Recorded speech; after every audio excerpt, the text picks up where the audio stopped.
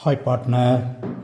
ஒரு partner retired ஆனாலும் சரி இல்லை எக்ஸ்பயர்டு ஆனாலும் சரி அது ரீகன்ஸ்டியூஷன் ஆஃப் ஃபேம் அப்படிங்கிறது தான் வரும்.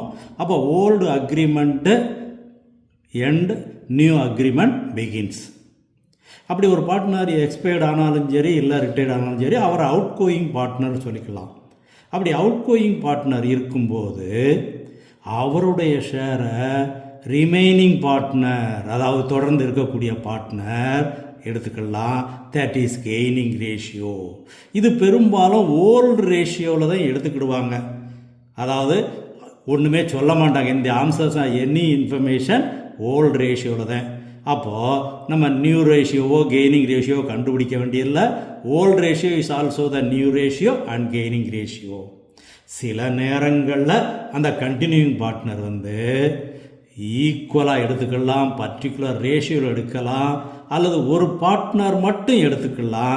அப்போ அதுக்கு தகுந்தாப்பில் நம்ம நியூ ரேஷியோவோ கெய்னிங் ரேஷியோவோ கண்டுபிடிக்கணும். அப்படி கண்டுபிடிக்க வேண்டிய அவசியம் வரும் பொழுது new ratio equal to old ratio minus old ratio plus gaining ratio. Gaining ratio equal to new ratio minus old ratio.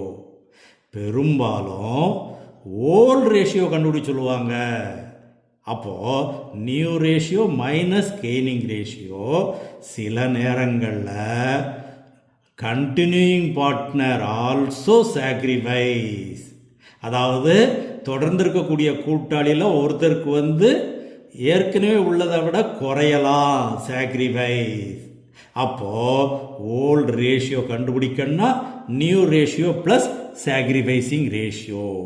Okay, இது சாக்ரிஃபைசிங் ரேஷியோவுக்கும் கெய்னிங் ரேஷியோவுக்கும் டிஃபரன்ஸ் என்னென்னா இப்போ சொன்னதை வச்சே நம்ம படிச்சுக்க வேண்டியதான். Okay, I like you partner.